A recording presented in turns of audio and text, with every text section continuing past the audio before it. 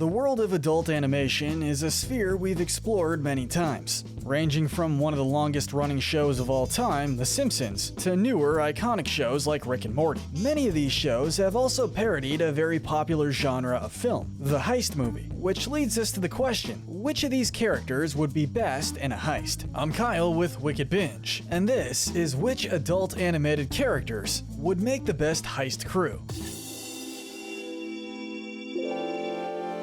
One major caveat before we continue. We're only going to be including major characters of the shows we're speaking about, whether that be the main family or the slightly extended cast. The first crew member we need to pick is the brains. Without good strategy or planning, any heist is doomed for failure, so we need someone with some brainpower. We have quite a few characters we can see being the brains of our operation. Whether they be the smartest of the smart or just the cleverest in their show, these are our candidates for the brains. The ever-intelligent Rick Sanchez from Rick and Morty, the powerfully pink Princess Caroline from BoJack Horseman, and the brilliant baby Stewie Griffin from Family Guy. When it comes to Rick, he is by far the smartest character in his universe. He's a literal genius who can make a million different things, including whole worlds. He has literal godlike powers at times, has little to no care about anyone else's life or happiness, and will do anything he needs to do to get what he wants. He discovered interdimensional travel, something multiple alien races want to kill him for, has a vast knowledge of the universe, and so much more. That said, there is one major drawback about Rick. He absolutely hates heists. There's an entire episode about how he hates heists and won't participate in them, so we don't think anyone's twisting his arm into taking part in ours. Moving on to Princess Caroline, BoJack's agent and friend. While Princess Caroline might not be a literal genius or have the highest IQ, she's definitely very intelligent, full of wisdom, and with plenty of unique skills. She's gotten BoJack out of plenty of bad situations throughout the series, showing she's quite the smart cookie. The only problem with PC is the aforementioned lack of being a literal genius, which means she's not quite on par with our other candidates. Our last option for the role of brainy leader is Stewie Griffin. Stewie is one of the smartest characters in fiction, and he's only a year old. He's created a multitude of special inventions, from shrink rays to time machines. He knows how to fight despite his age, and is a trained marksman. In fact, he could probably fill most heist crew roles by himself. Good news, I have just enough.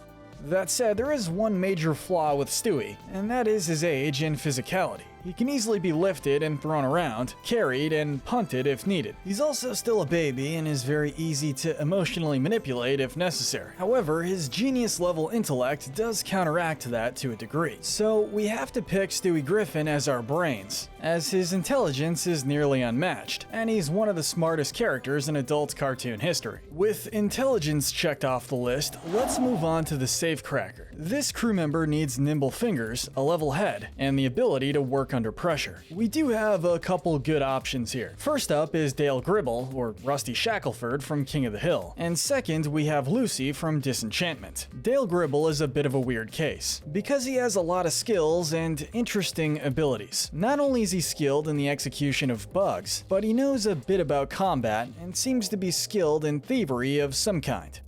Happy loserversary! Dale's hands are shown to be quite quick and deft, and he's been exterminating bugs for many years. That said, he is shown to be quite childish and cowardly at times. And although safecracking seems to be right up his alley, his neuroticism and overall crazy behavior might not make him a great pick to add to the team. Lucy, on the other hand, is a great potential candidate. Lucy is a literal demon and has a lot of powers because of it. He's able to fly at one point, can slip into small spaces quite easily, including under doors, and is even shown to be quite the thief. So with such a wide variety of skills, he would be able to make quite the safecracker. He is an agent of chaos, which means he definitely knows what he's doing, which makes him our best option to add to the team as the safecracker. Even if we don't see him cracking open safes during the show, his deft hands, shifting body, and immense list of abilities show that he could probably take on the role. Moving on, it's important to note we live in a high-tech world, filled with security systems, surveillance, and all sorts of gadgets that protect the valuables. For that reason, we'll need a hacker, someone who's tech savvy. Adult cartoons love to include a tech genius character, and that means we have quite a few choices for a possible hacker, but these three really stand out. First is universally dunked on agent, Cyril Figgis from Archer, the big man himself, King Shark from Harley Quinn, and alien invader, Corvotron from Solar Opposites. We definitely need to talk about Cyril first, who is definitely smart and worked initially as a comptroller, working mostly with computers and not in the field. His computer skills are some of the best in the company, and he's worked with many security systems throughout the show. He isn't shown actively hacking to our knowledge, which does lose him a few points, and since he became a field agent, he's stopped generally with the computer stuff. That said, we do think he may have the skills necessary to be the hacker on our team, if he wasn't absolutely blown out of the water by our other candidates. But either way,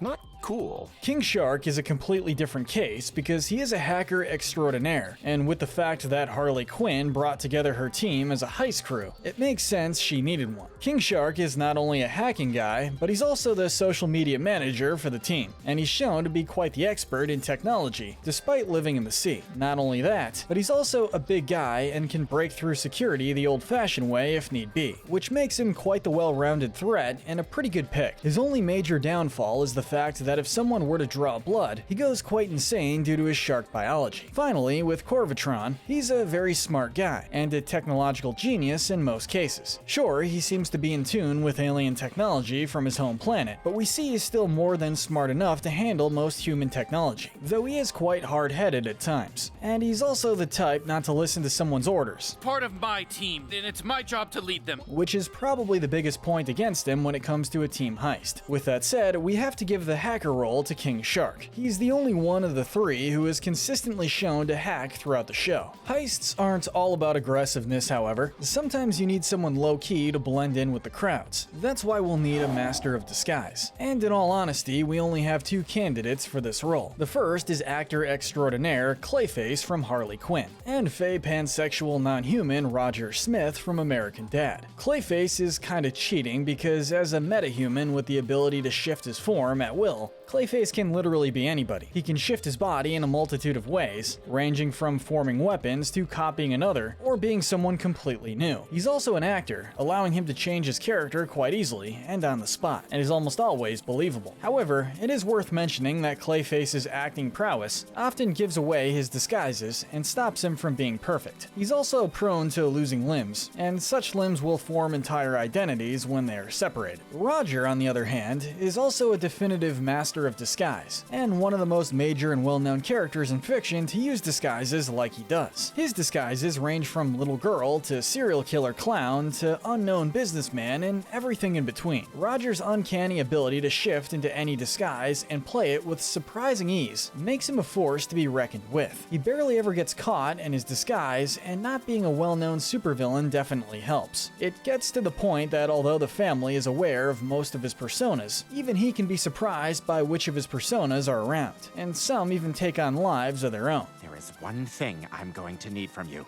Roger's only major drawback is his dramatic side, which leads to a lot of problems, even while hiding his persona. But regardless, after heavy deliberation, we've decided to add Roger Smith to our crew as the Master of Disguise. While he can't shift into many different forms like Clayface, his sheer amount of different disguises, utilization of unique personalities, and the ability to disguise others with his huge costume closet definitely earns him the spot. Heists are known to get a bit aggressive, and whether it's dealing with security or keeping crowds under control, any crew is going to need some muscle, someone who can deal with any problems that require sheer brawn. Whether they're a hulking beast or someone who knows how to fight well can earn this spot just as easily, and we have several candidates to go through. First is Pam Greeley from Archer, followed by fan favorite bodyguard Brock Sampson from Venture Bros. Then we have the time-traveling Samurai Jack, and yes, before you say anything, Samurai Jack's final season aired on Adult Swim, so we're counting him as an adult animated cartoon character. And lastly, we have Huey Freeman from the Boondocks. Pam is a fun one because she doesn't look like much on the surface, but don't let that fool you. Her big stature is mostly muscle. She's shown to be great at hand-to-hand combat, even being promoted to field agent, and is well known to be able to take a punch. She makes a lot of money from fights, able to win most of her encounters and succeed in her goals. I can't hear anything over my heart.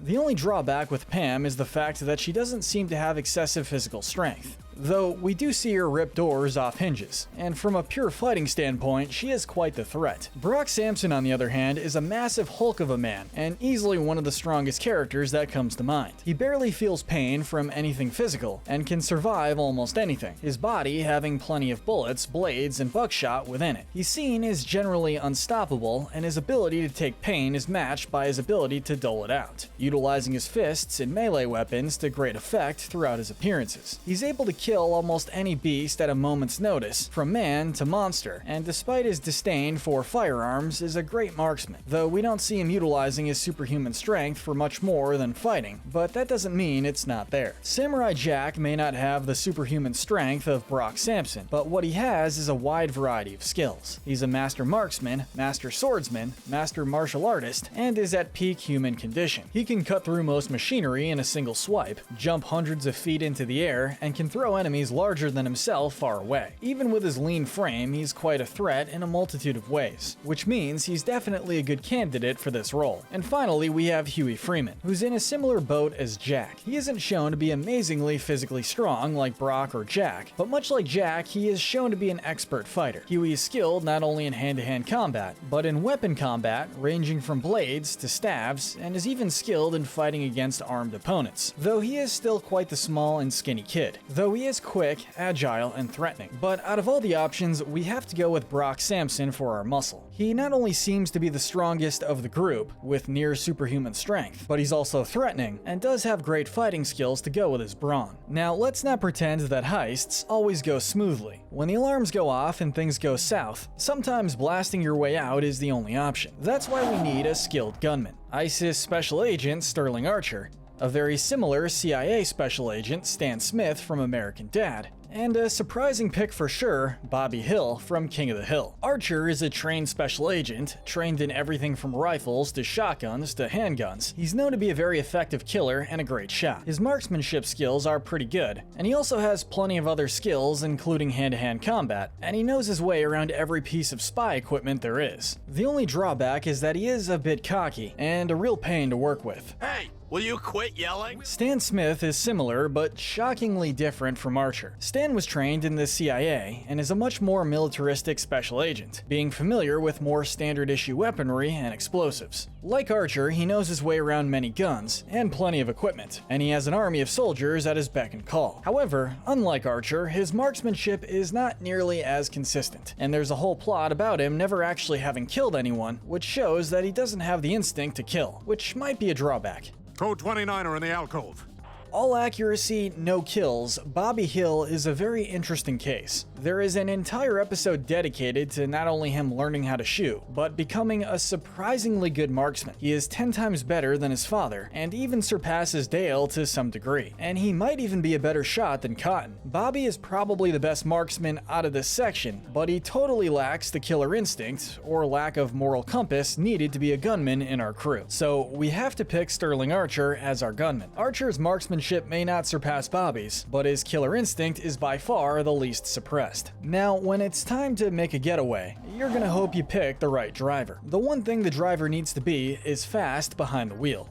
And our two candidates are Bart Simpson from The Simpsons and Captain Leela from Futurama. While Bart seems like a bit of a weird choice, there is more than one episode where Bart not only drives, but proves to be really good at it. He's not only skilled in the driving, but he also knows exactly how to drive good enough to ignore cops for the most part. He doesn't seem to be the type to be part of a car chase, but we think that he's more than capable of doing so, and unlike Leela, knows how to actually drive a 21st century car. Hey, Bart Simpson is nobody's patsy.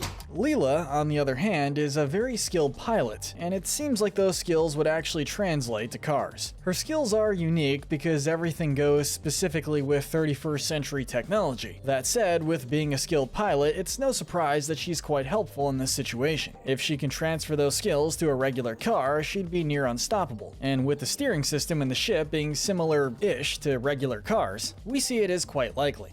So, you're a robot? Not only that, but she has a wide variety of other skills like combat and marksmanship that would come in handy as well. So when it comes down to it, we're gonna have to pick Leela as our getaway driver, even if Bart is more skilled in 21st century cars. And the last member of the crew is always a mystery, someone who got recruited last minute. You never know exactly what they bring to the table, but that's what makes them the wild card. We have 4 candidates for this role: Eric Cartman from South Park, Bender from Futurama, Frylock from Aqua Teen Hunger Force, and finally the ever-popular Mark from Invincible. Eric Cartman is a very interesting case, because while he doesn't have much in terms of physical strength, he is manipulative beyond belief. Just look at when he killed Scott's parents. And not only is he manipulative, but he's able to garner a team and lead it very easily and very often. He's a skilled ventriloquist, able to draft fake police reports in mere moments, and carries more weapons than anyone else in South Park. That said, he is not a fighter, as demonstrated when he gets slapped briefly by Kyle and he starts to sob. Let this be our final battle. Bender is a robot with a variety of skills, each of which are more interesting than the last. His immensely variable composition makes it hard to pin down his weaknesses, and his durability, while questionable in some episodes, is definitely unique. He can survive in the void of outer space, survive electrical blasts, and can bend almost anything without repercussions. He is such a weird entity because he has such a wide array of abilities, which makes him an immensely great wildcard selection. Frylock is probably the most interesting we've talked about so far, because of his immensely powerful and immensely varied skill set. He has a variety of elemental energy blasts from his eyes, from ice to lasers. He has super intelligence, the ability to fly and float, and also has his own personal Frydar that can locate almost anything he needs. Frylock is by far the most wild of the wild cards so far, but we have one more. We have to talk about Mark, also known as the eponymous Invincible, a literal superhero and a definitive wild card. He's only an amateur superhero at the moment, and even with that, he is immensely powerful and completely outmatches almost anyone on the list. He's half Viltrumite, which is an alien race that gives him immense powers ranging from flight to superhuman strength to a healing factor and nigh invulnerability. That's absolutely true. With the fact he's still young, it's also likely he may develop more powers and more uses for his powers in the future, which very easily means he could become more powerful. So yeah, it's no surprise Mark takes our wildcard spot. And that wraps up our heist crew. Let us know in the comments section what you think their likelihood of success will be, and tell us what the next heist crew we should put together is. Make sure to hit that notification bell and binge our other videos. But most importantly, stay wicked.